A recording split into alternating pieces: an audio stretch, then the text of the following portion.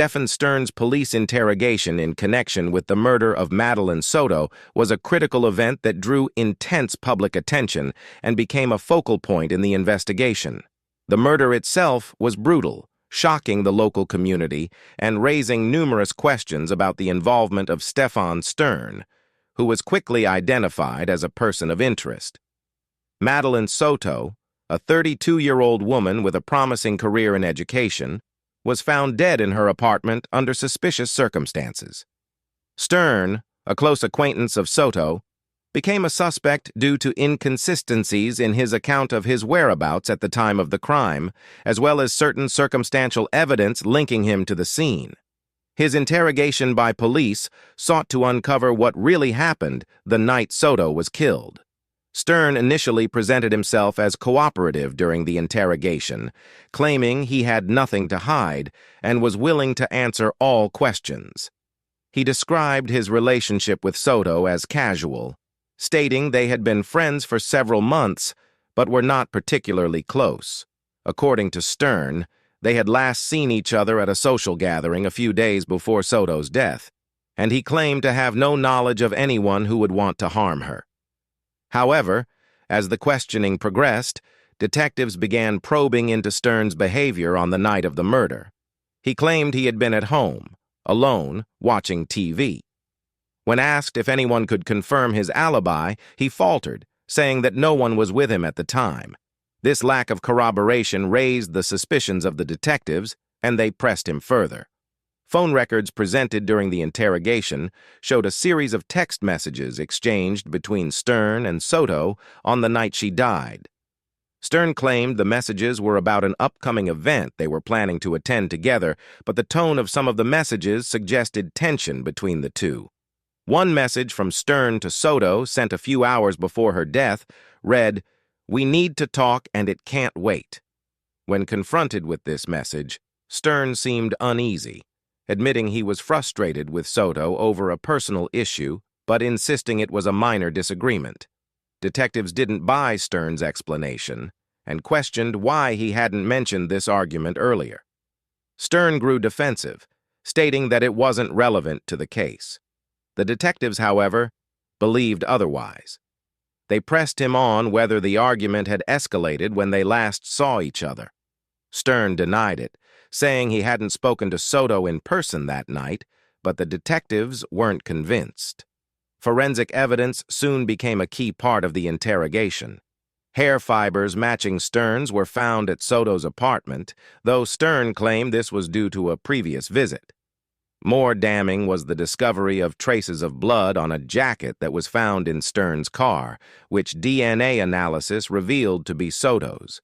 Sterns had no plausible explanation for this and started showing signs of panic during the interrogation, at one point asking if he needed a lawyer. This shift in his demeanor marked a turning point in the interrogation, as Sterns, who had initially been calm and composed, now appeared visibly rattled. The detectives also presented testimony from one of Soto's neighbors who had seen Sterns outside her apartment on the night of the murder. Sterns denied this, stating that the neighbor must have been mistaken, but the detectives pressed hard on this point. They suggested that Sterns had gone to confront Soto over their argument, things had escalated, and in the heat of the moment, Sterns had killed her. Sterns adamantly denied this, repeating over and over that he hadn't been to Soto's apartment that night. As the interrogation continued, Sterns' body language became increasingly defensive. He crossed his arms, avoided eye contact, and began giving short, evasive answers. The detectives noted this shift and continued applying pressure, using various interrogation techniques to break Sterns' composure. At one point, they suggested that if the murder had been an accident, it would be better for Sterns to come clean now rather than face more serious charges later. Sterns, however, refused to admit to any involvement, maintaining his innocence despite the mounting evidence against him. Sterns' mental state also became a topic of concern during the interrogation. Detectives speculated that Sterns might have had a breakdown or snapped due to personal or financial stress. They brought up his recent job loss and a series of personal setbacks, suggesting these could have pushed him over the edge. Stern reacted angrily to these suggestions, denying that he was under any unusual stress and insisting that he had no motive to harm Soto. Yet the detectives believed that this line of questioning was getting closer to the truth. At one point in the interrogation, the lead detective decided to confront Stern with a detailed account of how the crime could have unfolded, based on the evidence they had gathered. They painted a picture of Stern going to Soto's apartment to resolve their argument, things getting heated, and Stern losing control, leading to a violent altercation that ended in Soto's death. Stern listened in silence, but refused to engage with this version of events. Instead, he repeated his earlier claims of innocence, though his responses were becoming more hesitant and less convincing as the interrogation wore on. Throughout the interrogation, Stern's interactions with the detectives were closely monitored. Experts later analyzed his behavior, noting that while he was initially cooperative, his defensive posture and refusal to answer certain questions under pressure were telling signs of a man struggling to maintain his story.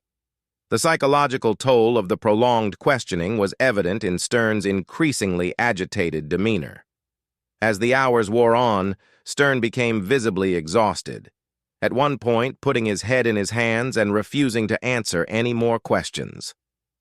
The detectives offered him a break, but Stern declined, perhaps fearing that any further delay would only make him look more guilty. Instead, he continued to stonewall, repeating that he had nothing to do with Soto's murder. Despite Stern's insistence on his innocence, the evidence against him continued to mount. In addition to the forensic findings and the neighbor's testimony, detectives also uncovered surveillance footage from a nearby store that showed Stern's car in the vicinity of Soto's apartment on the night of the murder. When confronted with this footage, Stern had no explanation, instead simply repeating that he hadn't been to her apartment that night. By the end of the interrogation, Stern had not confessed, but his credibility had been severely undermined. The inconsistencies in his story, the forensic evidence, and the witness testimony all pointed to his involvement in Soto's murder. The detectives, while not yet able to secure a confession, believed they had enough to proceed with charges. The interrogation of Stephan Sterns in the murder of Madeline Soto was a complex and tense process, marked by psychological pressure, strategic questioning, and an ongoing battle of wits between Stern and the detectives. While Stern maintained his innocence throughout, the weight of the evidence eventually led to his arrest and subsequent trial.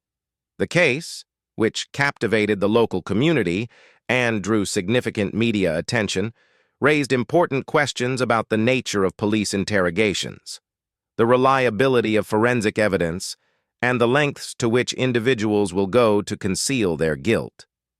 Ultimately, Stern's police interrogation highlighted the intense scrutiny placed on suspects in high-profile murder cases, and the difficult task faced by detectives in piecing together the truth from a web of conflicting accounts and evidence. As the case unfolded, the interrogation became a key piece of the puzzle, shedding light on Stern's potential motives, his interactions with Soto, and the events leading up to her tragic death.